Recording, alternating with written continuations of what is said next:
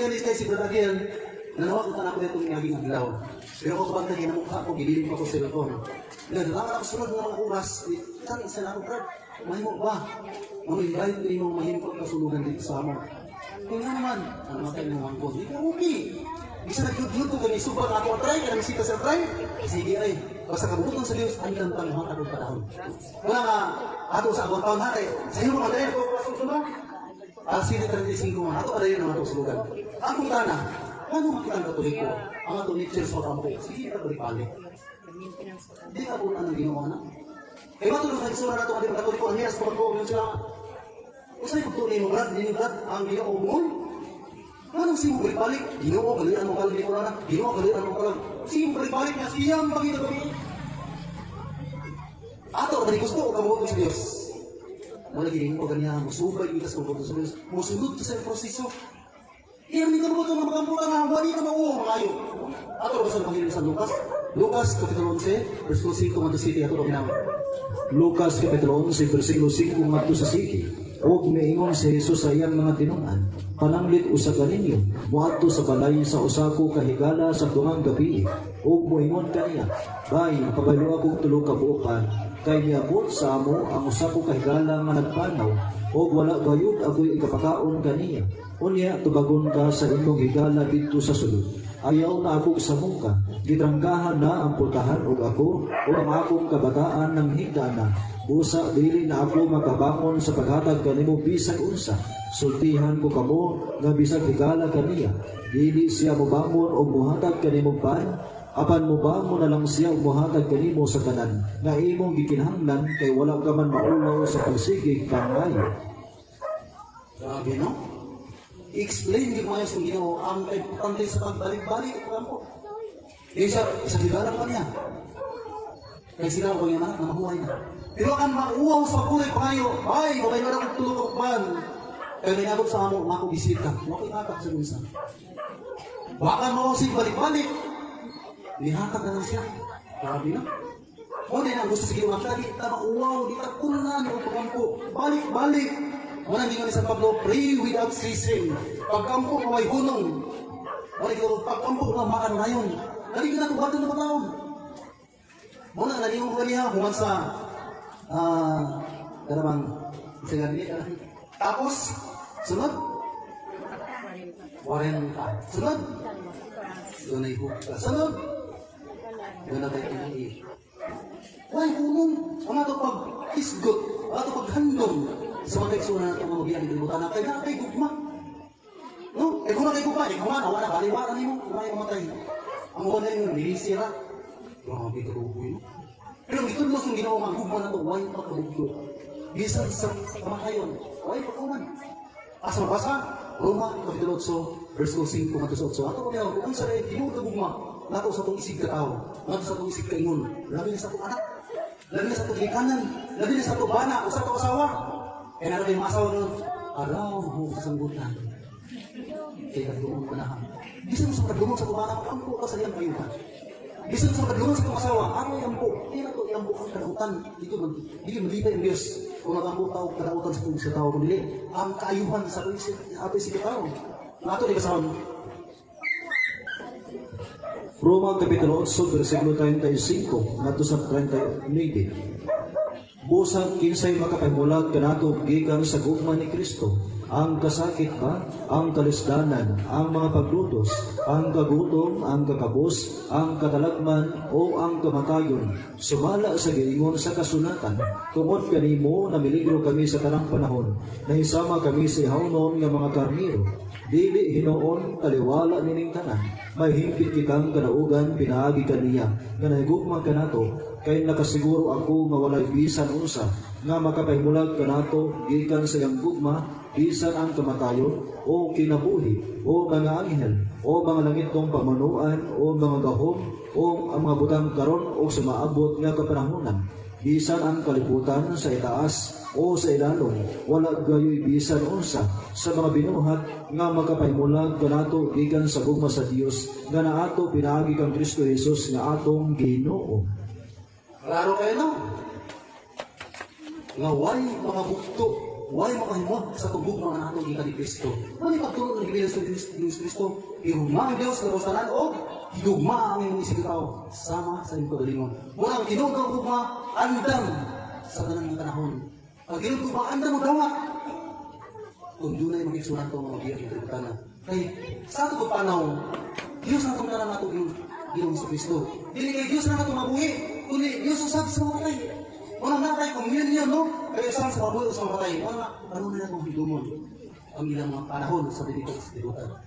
Ato mabasa sa sulat sa pagdungo sa Tagaruma, Kapitulo 14, Versículo 7, nato sa 9. Nang gugma sa Diyos na nato, ito sa mga itang tanan. Tunay kayo sa Kristo, Diyos na itong tanan, Diyos na mabuhi o Diyos na patay. Ato basaw. Roma Kapitulo 14, versikulo 7, ngadto sa 9. Kay walay usa kanato nga magkinabuhi o mamatay alang lamang sa kabulingon. Kung buhi kita, ang atong pagkabuhi alang sa Ginoo, o kung mamatay alang usab kita sa Ginoo. Busa buhi o patay iya kita sa Ginoo, kay si Kristo namatay o nabanhaw aron mahimong Ginoo sa mga buhi o sa mga patay. Ano kaya no? Nga si Kristo Ginoo atong tanan. Nga doon natin kayo sa mga patay o sa mga buhi. Dili mabugto ito relasyon sa usa. Karon ang putana, kung saan ito matayon? Ano mamatay man ang tao? Ay na tumibawan ang tao kung post nilinggo kabahin. Lawas o kalag. Body and soul. Kung saan yung kalag? Una tanin, yan tumutanaw sa dictionary. Kamay magka-dictionary. Pero sa Standard College Dictionary, page 1116. Ako mabasa dito ang word is soul. Kung saan yung soul? Iyon dito, incorporeal nature of man, or the principle of mental and spiritual life. Magiging kalag kabahin ng sa tao. Nasa matag tao, basta ng tao. Maway ginugat sa panghuna-huna o espiritual na kinabuhi. Nga nang mamatay ng tao? Paalit sa dictionary. Iyon dito, death is the separation of body and soul. Nga sa Grisay pa, ang kamatayon may panbuwag sa lawas o sa kalag sa tao. Karon, budakan tag Biblia, pareha Biblia. Sa Biblia kung yung tanong, nga mamatay ang tao, ay biya ang kalag. Mungani na kanyang kalag sa tao, bisan kung sa kamaayo ka ng tulawas, healthy ka ng tulawas, kaya kung hindi naman ang binigit ko magkaon, pero mabiya na dali ni mamatay ng tao, kaya mabiya ang kalag. Ato pa sa Genesis 35, verse 18, ato paminaw. Genesis Kapitulo 35, versikulo 18. Og nahitabo nga sa mihalin ang iyang kalag kay namatay siya. Nihalay ang kalag ni Raquel, no? Raquel mga tiyatay. Nag-research siya pa anak. Pero buhi niyang ipanganak, pero siya may namatay. Katong unong katong namatay ng ginhan, no? Namatay sa anak mo ito. Anak, unong, na namatay ang bata, namatay sa ginhan. Pero din sa kaso ni Raquel, namatay si Raquel, kapan buhi niya. Kung sino na namatay siya, nihalin ang iyang kalag. Pero di man na ito, sa Biblia, kung sa'yo ang word ng kalag, gamiton na purong espiritu. Espiritu, anong kahintang sa tao. Hindi sa kalag ginagamit. Maraming sa yaman na namatay yaman ang nasi isa. Namatay kay nihalin ang iyang espiritu. Espiritu na sa ginagamit. Genesis 35, verse 20, kinibigyan ko kasama. Genesis Kapitulo 35, versikulo 20. Og nihalin ang espiritu ni Isaac og namatay siya. Nihalin ang espiritu, tayo namatay siya. Ang atang dumog na niya, kalina ang kalag. Wala ang kalag, mga espiritu ng kahintang sa tao. Pariharo na sila. Ayaw di kong na una. Kaya nabi mga lahi ng kalag na yung espiritu. No. Ang word espiritu sa daghang mahigang gigamit. Dipindi sa sentence ng gikadapatan sa mga sentence. Muna ito timanan magtuntang yung Bible. O kung sa mga katinaw, kung magamit ang laing teksto, anong lit? Sa unang hari, Kapitulo 17, verse 20-22, namatay ang anak sa biyuda at Saripta. O nagkampo si Elias na ibalik ang taang kalag sa bata. Di pa daliguan, liyawi ang pangampo ni Elias. Ibalik ang kalag sa bata kung nabuhi sa busap. Muna nga tataw kayo ang kalag ng hatang na ito kinabuhi. Ang kalag, why kamatayon? Kung gawasan niya sa kalawa, mamatay ang tao. Ato kasama ng atong ihatag ng teksto. Unang hari, Kapitulo 17, versikulo 20 ngadto sa 22. Og siyang misampit kang Yahweh og biingon, O Yahweh nga akong Dios, ginadaan mo ba usab sa kadautan ang balo nga babae nga akong gipunan sa pagpatay sa iyang anak nga lalaki, og siya may gulob sa nakatulog sa ibabaw sa bata, og misingkit kang Yahweh og miingon, O Yahweh nga akong Dios, ako nagahangyo kanimo nga pabalikon mo unta pag-usab kaniya ang kalag ni ining bataa, og si Yahweh namati sa tingog ni Elias, og ang kalag sa bata mibanig kaniya pag-usab, og siya nabuhi. Klaro na kayo, nga ang kalag ay nakatag na ito kinabuhi. Muna ma-dictionary o Bible parehara og definition. Muna nga ito, pasayra nga piningkalap kayo na ito, uwain kamatayon. Mubiya rin sa daw nga, kamatayon tao. Parang din, ang mga martir nga nakita ni sa mga dito sa langit. Di mamatay, ginagawas din sa libutan. Pero ang ginamatalak ito nga dito sa kalaran sa Panginoon. Nakita kayo ni San Juan, na dito ang matalak sa mga martir. Nagsamihan sa minsay sa Diyos. Ato ni babasa sa Kasawan sa Giparayag, Kapitulo 6, verso 9 sa 10. Ato ko ginawon. Giparayag Kapitulo 6, versikulo 9 ngadto sa 10. Unya gitangtang sa nating karnero ang ikalibang silyo, ug nakita ko ilalom sa halaran ang mga kalag ni atong gipamatay tungod sa ilang pagsangyaw sa pulong sa Dios ug sa ilang pagkamatinumanon sa pagsaksi. Misinggit sila, Ginoo nga labing gamahanan, balaan ug matuod. Dugay pa ba nimong hukman o silutan ang katawahan sa kalibutan tungod sa ilang papatay kanamo? So, klaro na tayo no, na ang atong kalag kung naghatag na ito kinabuhi o dili kini mamatay. Why kamatayon? Ang espirituhanon ng kahintang sa tao. Muna nga ito yatiman, muna nga ito giampo. Nga Ginoo kaluyan mo ang kalag ni dipindi sa mga panahon. Mag-isa ito giampo. Kalag sa mga tao. Ang ibiyang kinikibutan na. Sa ito na nakuha ang kahulugan sa ako kinabuhi ng kalibutan na. Karoon niya sa nato mga tagpo. Ako na nitimusan kayo kaya nasubso no? Kasi na ito buhaton. Samtang huwag mabot ato panahon. Kaya huwag sa panahon. Di kita kumalibat, isuta ng kahon, hindi nato gusto sudlan. Huwag ganoon talaga sa dapit, hindi nato gusto adtuan. Tinoo, dili. Tinoo, tayo kung yung simpako. Kaging tantanan, mubiyak, nililibutan na. Iya pa karon, pero huwag pa na mga ato umusap. Wala ko sa'yo kumatol. Ha? Pinangan ka mga naninggan. Kaya huwag ka maibaw, kung kato sa mga ato. Kasi ito parandaman. Ato sa punto ni Kristo, makilang kamandam. Gamitin niya sa Lucas, Kapitulo 12, verso 38 sa 40. Ang sa'yo kumatol, ato binaw. Na Kristo ginipong, ato na. Lucas Kapitulo 12, versikulo 38 sumato sa 40. O bulahan sila kung makaplagan niya, nga andam bisan kung maabot siya sa tumang gabi o kadlaw na, o timanay kini, kung nahibalo pa ang tagbalay ganus sa mabot ang kawatan. Dili gayon siya mutugot nga lungkabon sa kawatan ang iyang balay. Busa kamo usap, kinahanglan mangandam, kay ang anak sa tao, maabot sa oras nga walang ninyo paabuta. Klaro no? So, we must be prepared. Retirado na ta? Maningkamot lang ka. Ang tao mo, landam na ko, habugirin mo kayo na. Alam ko ba? Maningkamot na kita. Ang matulong ka, makasubay ta, sa kabubuto sa Diyos. Unsa man ang maging mutatay again, kay mangdo sa gito sa tangguhay pa kami kalibutan. Number 1 kita. Mamay na ito, may bawan. Lumaandam na ito atong kalagdon kayo tang. Hindi na ito lawas, diya landam din ako.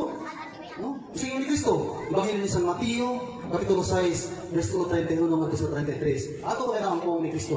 May importante sa tangguhay pa kami kalibutan. Mateo Kapitulo 6, versikulo 31 hanggang sa 33. Busa ayaw kamo kabalaga, kung asa kamo kanon o imnon o ibisti, kining mga butanga, mao'y gitinguha kanunay sa mga dili magtotoo, ang inyong amahan nga atoa sa langit, na sayod nga nagkinahanglan kamo ni ining mga butanga, apan labaw sa tanan, paharian ninyo ang Dios, o pag kinabuhi kamo, uyon sa iyang kabuton, o ang ubang mga butang, ihatag niya kaninyo. Klaro kayo, ang nabiro ng away sa kalag, ang basic needs sa tao. Ang giginangnan kayo sa ato, lawas. Ang pagkaon, ang destiny, ang mabutang ng kalibutan na, nambiruan na. Mga sahib sa Domingo, maning kamot na, pangita o pinaduian.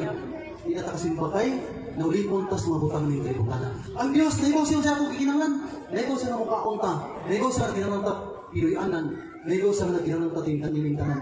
Pero sa gingon, pariya ko sa Diyos na kinabuhi. Kung pag kinabuhi ka mo, uyon sa iyang kabuton. Kaya ang tanan yung mabutang, ang tanan yung pinanglan, ihatag ko na ninyo. Okay, pasalik sa Ginoo. Wala nga, daghay, dili makatuman sa kabuton sa Diyos, okay, nagapos tas mabutang kalibutanan. Wala nang ginuwan na kaaway sa kalag, ang ato tawhanon o kalibutanon na ito mga pinahanglan. Tinood kaya tinood, no? Kaya mo na palabihan sa tawas ng panahon. Wala ko man naman palabihan, dili espiritu ng mga buhat. Kaya para nimo, dugay pa dili ko mamatay. Kaya mo takiba ko karusa. No? Hindi na magsalig, kinayon paglawas, no? Mana ni San Pablo, sa Roma 8, versikulo 5, at 8. Ang paguna-una, paano rin sumbutan kalibutan, no? Mahimutang away sa Diyos. Jadi matang pa, tuman si Pagbuton. Pero kung magunaw na ta, katimanan na itong karatong gantang, nga sa panahon, ang dunay masantos ng misa, mga kasulugan, mas mapalagin na ito, mga butang espiritualan kay, sa mga butang kalibutan. Kaya kung tayo palagin na ito, ang bikiran na sa lawas, hindi mo na ito, anak. Mga ito, basta ako? Roma Kapitulo 8, versikulo 5 ngadto sa 8. Kay kadtong nagkinabuhi, sumala sa ilang tawhanong kinaiya. Naghuna-huna kanunay sa mga butang nga tawhanon. Ingon nga kadtong nagkinabuhi, sumala sa espiritu, naghuna-huna kanunay sa espirituhanong mga butang. Ang paghuna-huna kanunay sa mga butang nga tawhanon, musangkot sa kamatayon, apan ang paghuna-huna kanunay sa mga butang nga espirituhanon, musangkot sa kinabuhi o kalinaw. Busa, kaaway sa Dios ang tao, nga kanunay, maghuna-huna sa mga butang matawhanon, kay dili man siya mutuman sa balaod sa Dios, o dili gayud siya makatuman ni ini. Ang tao nga nagkinabuhi sumala sa tawhanong kinaiya, dili gayud makapahimuod sa Dios. Dili na mo ito Diyos, no? O mga butang na sa kalibutan na nato mapalagi. Dinangan hatagan, ginato gigayon. Mamahitaman ang atong kalagno na kahintang. Kaysa ako nag-ingon, ang tao, kumpos ni Gokabayan, lawas o kanan. Sige ni Cristo, sa Matthew 18, ayaw ko makadlok sa makapatay sa lawas. Kapag hindi makapatay sa kalak, may kadlok ang Diyos, may kang maglaglag sa mga lawas o kalak dito sa Bino. Pagkadindot sa taymang na sumino sa karato. Ato ko na. Mateo Kapitulo 10, versikulo 28. Ayaw kamo kabalaka, niyadtong mapatay sa lawas, apan dili magapatay sa kalag. Kahadluki hinuon ninyo ang Dios na makalaglag sa lawas ug sa kalag dito sa impyerno. So, klaro, ang mga tununan, madugi na di manon, lawas o kalag. Kaya kini ato lawas, susugot sa sarili, ato na nilayaan. Ibutang mo nisdakit, nasa ako naging ganyan, di na ito gusto tuwan. Pero ato espiritu, asa mo ka ito? Muna ang ato pilihan ko, ang ato isip kapag ito. Makaabag ka sa kaluwasan sa ban. Ako tayo na yun, no? Kaya ligyan natin yung kalibutan na sa patong. Ato mga basaw na ang Ecclesiastes 12:7. Mga ato lawas, balik sa iyo ka. Kagigan ka sa iyo. Mabito ka rin, Miyerkules Santo. Ano sa mga? Ha? February 8, Day 18, no? February 18. Muna ang kita na ito, Ash Wednesday. Muna pamadlis sa atong agdang. Basta na ito ang Ash Wednesday? Basta naglawa? Wednesday. Wednesday, no? Walang Ash Wednesday. Sige, ato ba gina? Ecclesiastes Kapitulo 12, versikulo 7. Unya mo pauli sa bug ang atong lawas, o ang atong espiritu mo pauli sa Dios. Taro na, no? Asa ba itong niya ito lawas? Madunod kami, mabalik ni siyuta. Kagikan ni siyuta. Pero ato espiritu, kaya ang Diyos managata, mabalik ni sa Diyos managata din nato.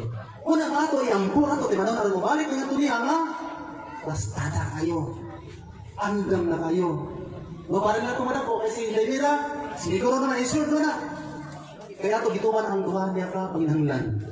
Pinunyagan na Kristiyano.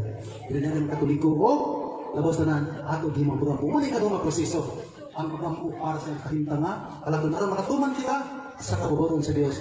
Insert siguro na kita naman dito. Mula ni kamot sad nga, makabot na itong bakit, hindi ka na sa Diyos. Karon, kung sa may sunod na ito, nakinalan may bawaan.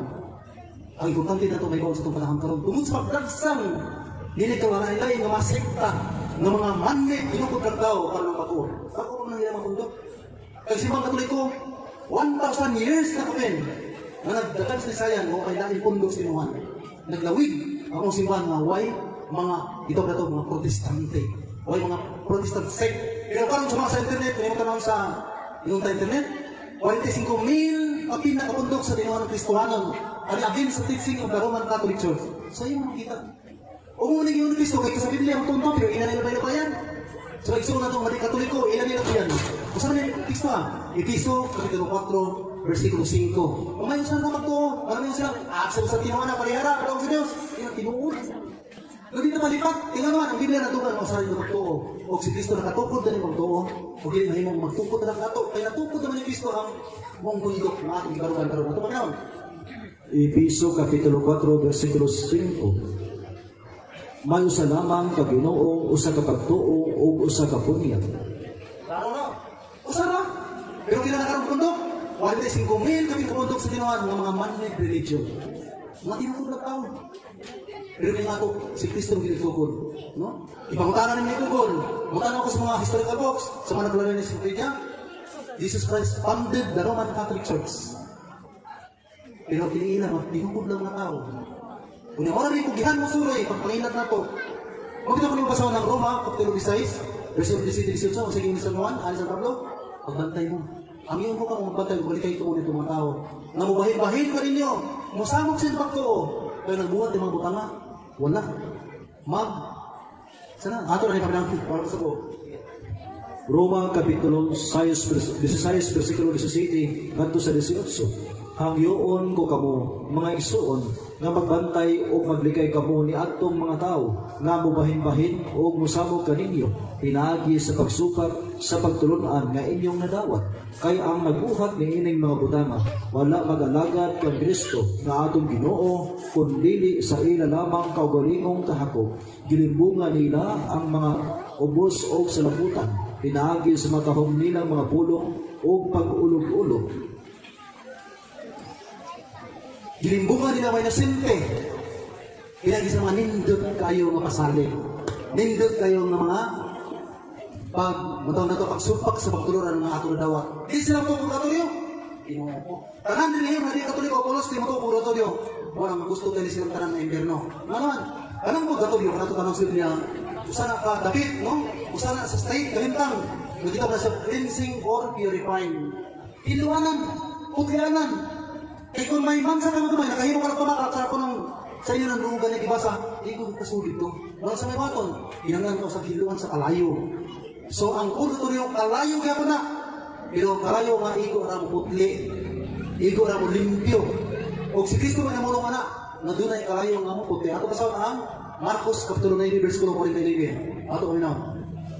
Marcos Kapitulo 9, versikulo 49. Apan ang tanang tao putlion pinaagi sa kalayo, maingon nga ang usa ka halad giputli pinaagi sa asin.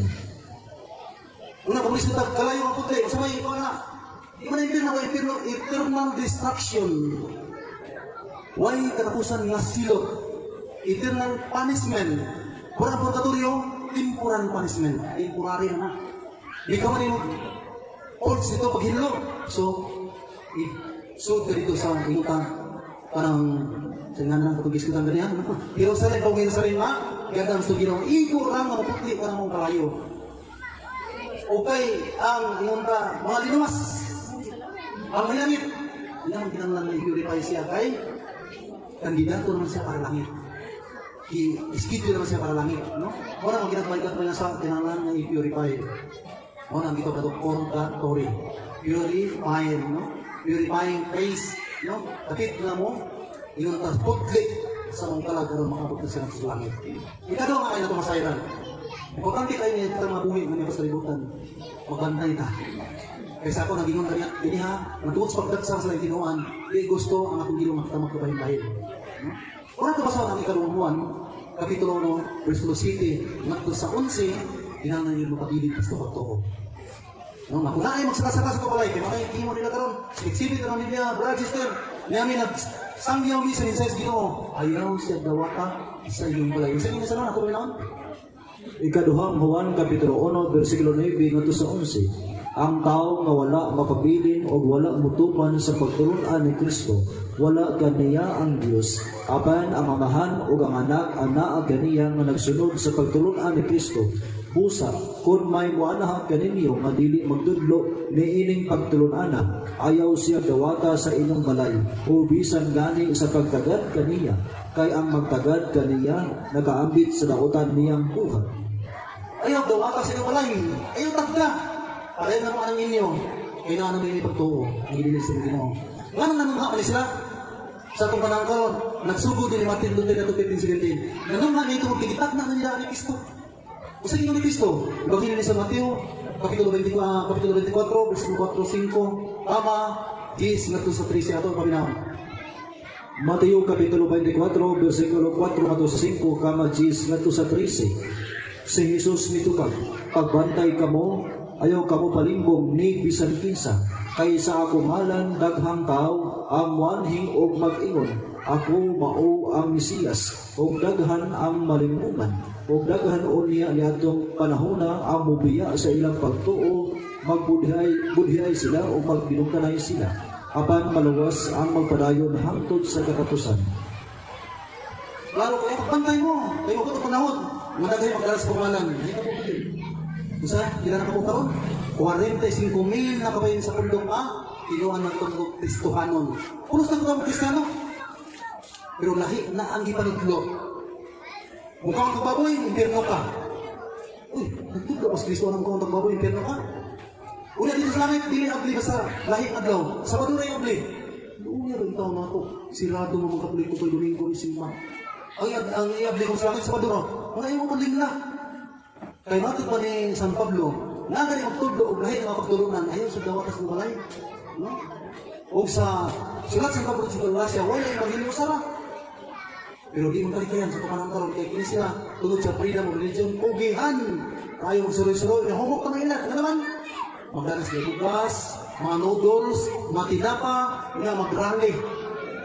Mapasangan ni naman, makadagang 5 kilo bugas, 5 kabok tinapa, 5 kabok noodles. Ibay na nato ang pagtuwa na ng butang kalibutanon, no? Pero sa inyo ni San Pablo, ako basa ng Galacia, Kapitulo 1, Verse 7, Verse 9. Galacia Kapitulo 1, versikulo 7 ngadto sa 9. Ang tinuod mao nga walay laing mayong balita o ebanghelyo, apan gisulti ko kini kay may mga tao man nga nagsamo kaninyo o nagtinguha sa pagtuis sa maayong balita ni Kristo, apan bisan og kami o usa ka anghel nga gikan sa langit ang magwali kaninyo og maayong balita nga lahi sa among giwali, mahimo unta siyang tinudlo sa gisulti na namo og karon suglion ko pag-ingon kung may magwali kaninyo og maayong balita nga lahi sa inyong nadawat, matinunglo siya. Lahi na. Lahi sa itong kadawat, o patod nila mayong balita, good news. Pero di naman uros. Di naman ito kumpisan. Wala isang sa misa, wala yung paggaturyo, wala yung pagkapos patay. Lahi na may Ebanghelyo. Di na tinawag. Kaya sumakay niyo ang kasaksihan, ang tanan na akong isulti pulos, ikaw ang Biblia, mabati ka na ito. Mga na ito ang naghihimong pulos biblikal. No? Muna ang dako mga maturan, nagili kayo yung matuis, kining dako mga maturan. No? Muna nga, pamalis na ito kumpisan, naman sa Biblia. Kung yung mabasa ng sirak, tribute sa Jews, nag-isip ito kumpisan. No? Hasta ng kumpisan, dili, direct to God, kundi na ito sa pare. Pero sila, dili, mga ito pare. Kundi, dili, sumunod sa Diyos, so nila, yung tapanugid ko sila sa, di mo na mahimo. Kaya mo, agi mo ito proseso. Magkabubot sa Diyos na mga pare, hindi ka ganyan kahom. Huwag masahil ito masala. Pero kung sila, direkta mga sino, so waka kayo yun sa kabubuton sa Diyos. Ano ba saan? Sira Kapitulo 38, versikulo 10. Ikumpisal ang tanan nimong mga sala, ug hugda ang imong hunahuna nga magkinabuhi kang nga matarong. Asa nato ikumpisal? Direkto ka?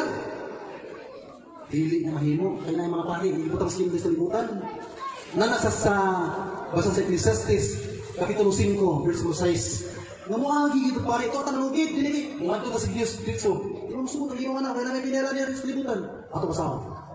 Ecclesiastes Kapitulo 5, versikulo 6. Ayaw itugot nga ang imong mga pulong makaangin kanimo sa pagpakasala. Busa isugid sa pare sa Dios nga dili mo tuyo ang pagbuhat sa imon. Isugid sa pare sa Dios. Ngano to sa pare sa Dios? Tungod kay gitagan sila kahong pagmasahilog mga sala. Man magbuot mata mo dilit sa mga tuwa na ibutan diha. Mga pare, no? Asang basa? Katugatan ng Ecclesiastes Kapitulo 5, verse 6. Ang ilang utulian, dito pa sa sala si Kristo ginaghatag. Ebanghelyo ni San Juan, Kapitulo 20, versikulo 21, mato sa 23, sa ito, kasama. Juan Kapitulo 20, versikulo 21, mato sa 23. Unya sa Jesus, miingon kanila pag-usap, mainyo ang kalinaw. Ingon nga, gipadala ako sa amahan, ako usap na padala kaninyo. Gisulti niya kini, o unya, gihuipan niya sila, o giingnan. Tawatan ninyo ang Espiritu Santo. Kung pasayloon ninyo ang mga sala sa mga tao, gipasaylo kini. Kung dili ninyo pasayloon ang ilang mga sala, dili usab kini pasayloon. Muna gito to otoridad kung masaylo mo sa nakal sa Ginoon. Wa gyud kay makakita nga na yung mga dili katoliko ba na pakumpisal sila mga membro. Simang katoliko na na. Mga pare na makahimo na. No? Or pasagdan ko ninyo, magkontakta. Pwede na